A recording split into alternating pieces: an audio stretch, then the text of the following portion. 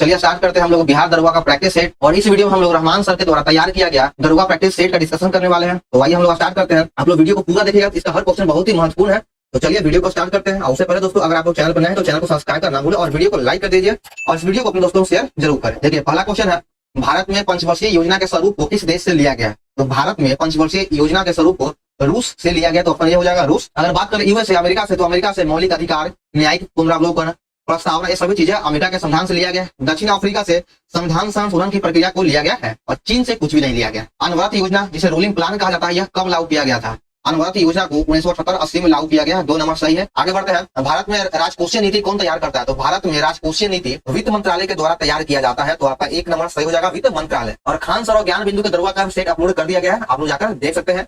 चलिए आगे 4 नंबर, भारत के विदेशी विनिमय संचय का प्रतिरक्षक कौन है? तो भारत में विदेशी विनिमय संचय का प्रतिरक्षक भारतीय रिजर्व बैंक होता है। तो 4 नंबर इसका सही उत्तर है, भारतीय रिजर्व बैंक। आगे देखिए 5 नंबर है, भारत में शेयर बाजार के कार्य प्रणाली का विनियमन निम्नलिखित में कौन करता है? तो शेयर बाजार के कार्य प्रणाली का विनियमन सेबी के द्वारा किया जाता है। तो 3 नंबर सही हो जाएगा, सेबी। और सेबी का स्थापना 1988 ईस्वी में किया गया है। भारत में बैंकिंग विनियमन अधिनियम कब पारित किया गया? तो भारत में बैंकिंग विनियमन अधिनियम को 1949 ईस्वी में पारित किया गया था। तो ऑप्शन नंबर 4 सही हो जाएगा कि भारत में बैंकिंग विनियमन अधिनियम 1949 में पारित किया गया है। आगे देखिए 7 नंबर, निम्नलिखित कथनों पर विचार करना है और इसमें चुनना है कौन सा कथन है जो सत्य है। भारत में राष्ट्रीय आय के आंकड़े वित्तीय वर्ष 1 अप्रैल से लेकर 31 मार्च पर आधारित होता है। बिल्कुल सही है। केंद्रीय सांख्यिकी कार्यालय राष्ट्रीय आय के आकलन एवं प्रकाशन करता है। तो ये दोनों कथन है जो सही है। तो ऑप्शन नंबर 3 सही हो जाएगा। आगे देखिए 8 नंबर, कान में तेल डालकर सोना, मुहावरे का सही अर्थ क्या होगा? यानी कान में तेल डालकर सो गया हम लोग कहते हैं, तो इसका सही अर्थ हो जाएगा निश्चिंत होकर बैठ जाना। तो 3 नंबर सही है। आगे देखिए 9 नंबर, मनोयोग में कौन सी संधि का उपयोग किया गया? तो इसमें मनोयोग में विसर्ग संधि का उपयोग किया गया। 1 नंबर सही है।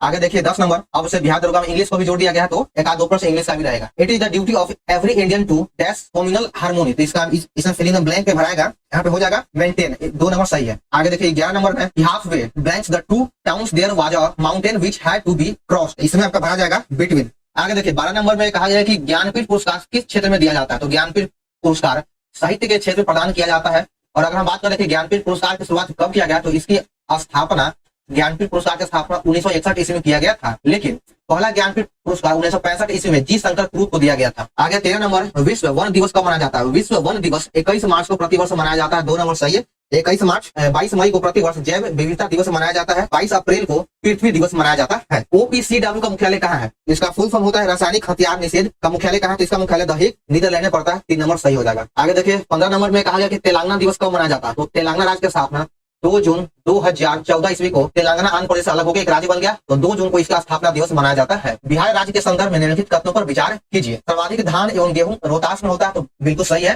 सर्वाधिक गन्ना का उत्पादन पश्चिम चंपारण में होता है, यह भी सही है। सबसे अधिक जूट का उत्पादन पूर्णिया एवं कटिहार में होता है, तो यह भी सही है। तो इसमें से तीनों कथन सही हो जाएगा। आगे देखिए 17 नंबर में कहा गया कि बिहार के महिला साक्षरता प्रतिशत 2011 का जनगणना के अनुसार क्या है? तो बिहार में महिला के साक्षरता प्रतिशत 51.5% है। 2 नंबर सही है। अगर यही पुरुषों का पूछता है तो पुरुषों का साक्षरता प्रतिशत 71.2% हो जाता है। 2011 के जनगणना के तहत सर्वाधिक जनसंख्या घनत्व वाला राज्य कौन सा है? तो सबसे अधिक जनसंख्या घनत्व वाला राज्य हो जाएगा बिहार। ऑप्शन 3 हो जाएगा। और यहाँ का जनसंख्या घनत्व 1106 किलोमीटर प्रति व्यक्ति है। राज्यों में उच्च न्यायालय की स्थापना किस अनुच्छेद में उल्लेख किया गया? तो राज्यों में उच्च न्यायालय की स्थापना का उल्लेख अनुच्छेद 214 में किया गया है। 2 नंबर सही हो जाएगा। आगे देखिए 20 नंबर में है कि निम्नलिखित कथनों पर विचार कीजिए और इसमें से चुनना है कौन सा कथन सही है। तो धुंगल समिति ने पंचायतों में महिलाओं को आरक्षण देने के लिए सिफारिश किया था। बिल्कुल सही है। और लोक लेखा समिति अपना प्रतिवेदन लोकसभा को सौंपता या फिर लोकसभा अध्यक्ष यहाँ भी कर सकते हैं, लोकसभा अध्यक्ष को सौंपता है। तो इसमें से दोनों कथन सही हो जाएगा। प्राक्कलन समिति के सदस्यों का कार्यकाल कितने वर्ष का होता है? तो प्राक्कलन समिति हो या फिर लोक लेखा समिति हो, इन सभी का कार्यकाल 1 वर्ष का होता है। 3 नंबर सही हो जाएगा। और प्राक्कलन समिति में कुल लोकसभा के 30 मेंबर होता है। परिसीमन आयोग के अध्यक्ष कौन है? तो परिसीमन आयोग का अध्यक्ष, देखिए वैसे तो परिसीमन आयोग का अध्यक्ष उच्चतम न्यायालय का अवकाश प्राप्त न्यायाधीश होता है, लेकिन ऑप्शन में नहीं दिया गया है। तो ऑप्शन के अकॉर्डिंग अगर हम चलेंगे तो ऑप्शन के अकॉर्डिंग इसका सही आंसर हो जाएगा मुख्य निर्वाचन आयुक्त। 3 नंबर सही है। संघ लोक सेवा आयोग के अध्यक्ष एवं सदस्यों का नियुक्ति कौन करता है? संघ लोक सेवा आयोग के अध्यक्ष और सदस्यों का नियुक्ति राष्ट्रपति के द्वारा किया जाता है। तो 1 नंबर सही हो जाएगा। आगे दिया गया 24 नंबर में कि विभिन्न पदाधिकारियों का वरीयता क्रम में सही कौन है? तो पहले उपराष्ट्रपति और फिर प्रधानमंत्री फिर राष्ट्रपति, नहीं बिल्कुल गलत है। राज्यपाल फिर उपराष्ट्रपति, नहीं ये भी नहीं होगा। राष्ट्रपति, उपराष्ट्रपति, प्रधानमंत्री और राज्यपाल बिल्कुल सही। ऑप्शन नंबर 3 सही हो जाएगा। सभी राज्यों में राज्य वित्त आयोग की स्थापना कब किया गया? तो सभी राज्यों में राज्य वित्त आयोग का स्थापना 1993 ईस्वी में किया गया था। 1 नंबर सही हो जाएगा। 1993 राज्य वित्त आयोग के गठन का उल्लेख संविधान किस अनुच्छेद में है? तो सभी राज्यों में राज्य वित्त आयोग का गठन 1993 में किया गया था, लेकिन राज्य वित्त आयोग का उल्लेख अनुच्छेद 243 के 1 में किया गया। 2 नंबर सही है। मुख्यमंत्री के समस्त कार्यों का उल्लेख किस अनुच्छेद में है? तो मुख्यमंत्री के समस्त कार्यों का उल्लेख वर्तमान अनुच्छेद 167 में किया गया। तो 1 नंबर सही है। अगर हम बात करें अनुच्छेद 162 का, तो अनुच्छेद 162 में राज्य के कार्यपालिका शक्ति के विस्तार के बारे में कहा गया है। और अनुच्छेद 164 में मंत्रिमंडल से संबंधित उपबंध दिया गया है। आगे देखिए 28 नंबर, केंद्र राज्य संबंध की समीक्षा के लिए पूंछी आयोग का गठन कब किया गया था? पूंछी आयोग का गठन 2007 ईस्वी में केंद्र और राज्य के बीच संबंध की समीक्षा के लिए किया गया था। निम्नलिखित कथनों पर विचार करना और बताना कि इसमें से कौन सा कथन असत्य है, गलत है। विधानसभा का सदस्य बनने हेतु न्यूनतम उम्र 25 वर्ष होना चाहिए, बिल्कुल सही है। मुख्यमंत्री केंद्रीय मंत्रिपरिषद का प्रमुख होता है, बिल्कुल गलत है। तो आपका ऑप्शन नंबर 2 गलत है। अविश्वास प्रस्ताव करने के लिए कितने सदस्यों का समर्थन होना आवश्यक है? तो इसमें से 50 मेंबर का समर्थन होना आवश्यक है। आगे बढ़ते हैं। 31 नंबर में कहा गया कि भारत की पहली महिला एडीसी कौन बने? एडीसी मतलब स्क्वाड्रन लीडर।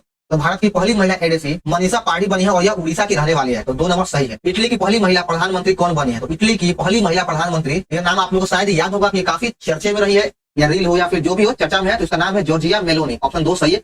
अब आपको याद आ गया हो कि यह चर्चा में क्यों है और यह चर्चा में क्यों, कमेंट करके जरूर बताइएगा। फिक्की के महासचिव वर्तमान में कौन? तो देखिए फिक्की के अभी वर्तमान में महासचिव हो जाएगा ज्योति विज अभी वर्तमान में फिक्की के महासचिव है। तो ऑप्शन में कोई नहीं है इसका, तो इसको लिख लीजिएगा ज्योति विज। आगे देखिए 34 नंबर में है कि ई-सार्स ऐप किसने लॉन्च किया? ई-सार्स एप्लीकेशन ग्रामीण विकास मंत्रालय के द्वारा लॉन्च किया गया। तो 3 नंबर सही हो जाएगा। अगला 35 नंबर, डेजर्ट साइक्लोन 2024 युद्ध अभ्यास किन 2 देशों के मध्य संपन्न हुआ?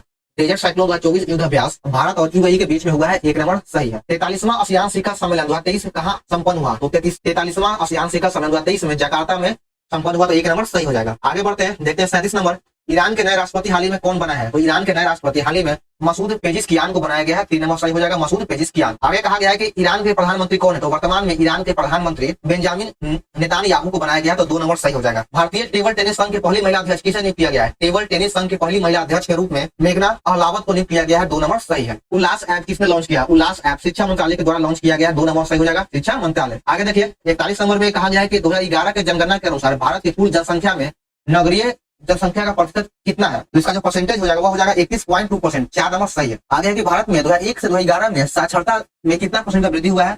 तो इसके साक्षरता में भारत में 8.2% का वृद्धि हुआ है। 8.2% का वृद्धि हुआ है। 43 नंबर देखिए मिलान करना है। इसमें है कि सबसे अधिक नगरीकृत राज्य कौन है? तो सर्वाधिक नगरीकृत राज्य हो जाएगा गोवा।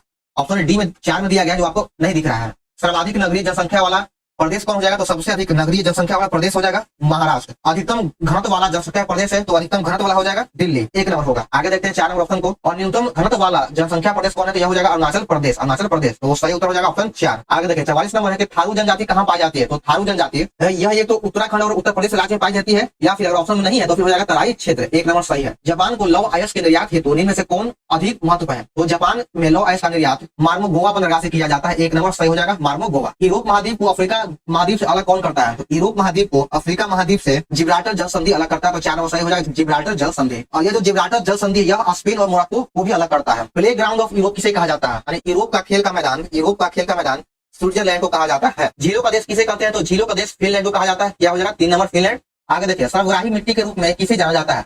सर्वग्राही मिट्टी के रूप में लाल मिट्टी को कहा जाता है। सर्वग्राही मिट्टी हो गया लाल मिट्टी। भारत का कौन सा स्थान ज्वारीय तरंग द्वारा ऊर्जा उत्पादन करता है या उत्पादन करता है? तो सही हो जाएगा ऑप्शन नंबर 3 कच्छ की खाड़ी।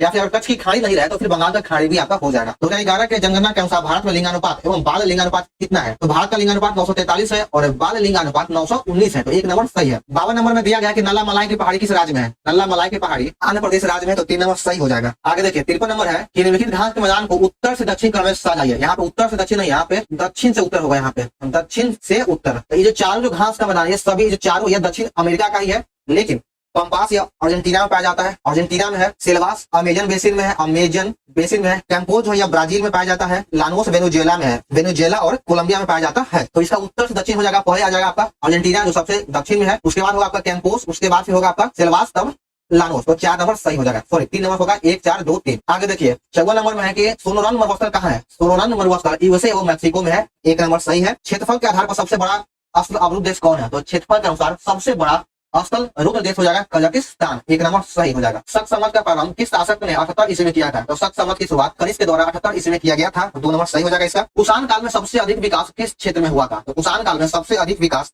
वास्तुकला के क्षेत्र में हुआ। तो 4 नंबर सही है। आगे बढ़ते हैं। तुलकाधियम ग्रंथ का संबंध किससे है? तो इसका संबंध व्याकरण एवं काव्य से है। तो 2 नंबर सही हो जाएगा। 59 नंबर को मिलान कीजिए। एक तरफ राज्य है, दूसरी तरफ शासक है। तो चेर का हो जाएगा सेनगुटवन, चोल का हो गया शासक कराईकल और पांड्य का शासक को नेडुजेरियन कहा जाता है। तो इसका 1 2 3 हो जाएगा। ऑप्शन 1 हो जाएगा। सब आमने सामने मिलाया गया है। मेहरौली दिल्ली स्थित लौह स्तंभ का निर्माण कब हुआ? तो मेहरौली जो है लौह स्तंभ, इसका निर्माण 4वीं शताब्दी में किया गया, जो दिल्ली में स्थित है। मोहम्मद गौरी किस वंश का था? मोहम्मद गौरी का संबंध कासबनी नहीं, यहाँ पे संसबनी हो जाएगा।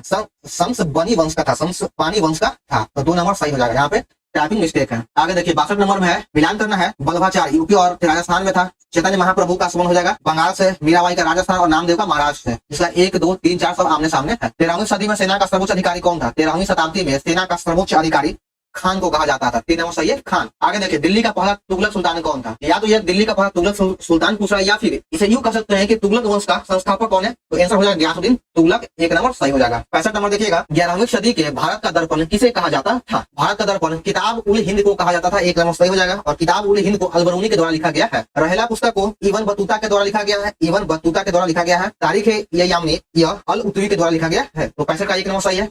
आगे देखिए 66 नंबर में कहा गया है कि द्वैध शासन नीति को किसने समाप्त किया? द्वैध शासन नीति को वारेन हेस्टिंग्स के द्वारा समाप्त किया गया था 1772 में। और इसकी शुरुआत, द्वैध शासन नीति की शुरुआत रॉबर्ट क्लाइव के द्वारा किया गया था 1765 में। आगे देखिए अंग्रेजों का सबसे अधिक विरोध किसने किया था? अंग्रेजों का सबसे अधिक विरोध मराठा सरकार के द्वारा यानी मराठों के द्वारा किया गया था। 4 नंबर सही हो जाएगा। निम्नलिखित का सही कार्यक्रम अनुसार व्यवस्थित कीजिए। तो सबसे पहले हम सभी कार्यक्रम देखते हैं। तो रॉबर्ट क्लाइव का जो कार्यकाल हो जाएगा वो हो जाएगा 1757 से लेकर 1760 तक। उसके बाद फिर आया 1765 से लेकर 67 के बीच फिर बना। वेल्सी टाट 1767 से लेकर 1769 तक रहा। काटिया जो था यह 1769 से लेकर 1772 तक रहा। वारेन हेस्टिंग्स 1772 से लेकर 1785 ईस्वी तक रहा। तो क्रम वाइज को ठीक करना है। तो इसका सही आंसर ऑप्शन नंबर 2, 1, 2, 4, 3। किसने महिलाओं के लिए ओबामा बोधनी पत्रिका निकाला था? ओबामा बोधनी पत्रिका केशव चंद्र सेन के द्वारा निकाला गया है। 1 नंबर सही है। अतिवादियों व उग्रवादियों के पुनर्मिलन की प्रक्रिया में प्रमुख शिल्पी निम्नलिखित में कौन था? तो इसका प्रमुख शिल्पी हो जाएगा एनी बेसेंट। 1 नंबर सही हो जाएगा एनी बेसेंट। आगे देखिए 71 नंबर में कहा गया है कि लॉर्ड हार्डिंग ने बंगाल विभाजन किस वर्ष रद्द किया? तो बंगाल विभाजन को रद्द किया गया 1911 में। और बंगाल विभाजन किया गया था 1905 में लॉर्ड टर्नर के कार्यकाल में। और उसको रद्द किया गया लॉर्ड हार्डिंग कार्यकाल में 1911 में। देखिए 72 नंबर, इसमें कहा गया है कि कौन सा जो कथन है वो गलत है यानी असत्य है। लॉर्ड हेस्टिंग्स के समय 1822 ईस्वी में टेनेंसी एक्ट या काश्तकारी अधिनियम पारित किया गया था। बिल्कुल सही है। टेनेंसी एक्ट या काश्तकारी अधिनियम लॉर्ड हेस्टिंग्स के कार्यकाल में पारित किया गया था। लॉर्ड डलहौजी स्वयं को बंगाल का शेर कहता था। यह बिल्कुल गलत है। बंगाल का शेर अपने आप को लॉर्ड वेलेजली कहता था। वेलेजली कहता था अपने आप को बंगाल का शेर। तो इसमें से 1 सही है, 2 गलत है। तो गलत को चुनना है तो 2 नंबर हो जाएगा सही आंसर। आगे देखिए किस अधिनियम में पहली बार भारत के लिए संघीय संरचना प्रस्तुत किया गया? संघीय संरचना का प्रस्तुतिकरण 1935 के अधिनियम से किया गया था। तो 3 नंबर सही हो जाएगा 1935। 1919 के पार्लियामेंट सुधार अधिनियम के द्वारा भारत में पृथक निर्वाचन प्रणाली का शुरुआत किया गया। 1919 के अधिनियम के द्वारा, जिसे चेम्सफोर्ड सुधार अधिनियम कहा जाता है, इसके द्वारा प्रांतों में द्वैध शासन अधिनियम लाया गया। और 1947 के अधिनियम के द्वारा हमारा देश आजाद हो गया था। आगे देखिए 74 नंबर में कि गांधी जी भारतीय राष्ट्रीय कांग्रेस के अध्यक्ष कितनी बार बने? तो गांधी जी भारतीय राष्ट्रीय कांग्रेस के अध्यक्ष मात्र 1 बार बने हैं। वो बेलगाम अधिवेशन 1924 में। भारत छोड़ो आंदोलन के समय गवर्नर जनरल कौन था? तो भारत छोड़ो आंदोलन के समय भारत का गवर्नर जनरल, तो इसका सही उत्तर हो जाएगा ऑप्शन डी, लॉर्ड लिनलिथगो। यह हो जाएगा लॉर्ड लिनलिथगो। आगे देखिए 76 नंबर में मैथ है। इसमें कहा गया कि 48,000 रुपए की राशि को 2 भाइयों अनिल और आदित्य में 11:13 में बांटा गया है। तो आदित्य का हिस्सा क्या होगा? तो देखिए पहले अनिल और आदित्य का अनुपात 11:13 है। तो अनुपात 24 का मान दे दिया गया। यानी 48,000 अनुपात तो बना देते हैं। अनुपात 24 का मान 48,000 दे दिया गया है। तो अनुपात 1 का मान हो गया 24 दूना 48 यानी 2,000 रुपया। पूछ रहा है किसका? आदित्य का मान। तो आदित्य का मान यानी पूछा है अनुपात 13 का मान पूछा, तो 13 26,000 हो जाएगा। तो ऑप्शन ए सही है। आगे देखिए 77 नंबर में ये बहुत ही महत्वपूर्ण प्रश्न है। कहा गया 25 की पावर 25 को 26 से भाग दिया जाए तो शेष क्या बचेगा? तो ऐसे प्रश्न में आपको करना यह है कि इसको तोड़ना है। तो देखिए हम 25 को 26 - 1 भी लिख सकते हैं और ऐसे पावर 25 हो जाएगा। यानी हम 25 को 26 - 1 लिख के ऐसे पावर 25 कर दिए और भागा 26 से दे देंगे। तो जब ऐसा जब आ जाएगा तो इसका एक तरीका होता है कि a - 1 की पावर अगर n है और अगर a से भाग दिया जाए तो फिर आपका इसमें -1 की पावर n बचता है। तो बस कर दिए -1 की पावर n की जगह 25 है तो आपका आ जाएगा -1। और जब ये -1 अगर आगे माइनस में तो आपको 26 में घटा देना है। ऐसा हो जाएगा 25। ऑप्शन 4 हो जाएगा।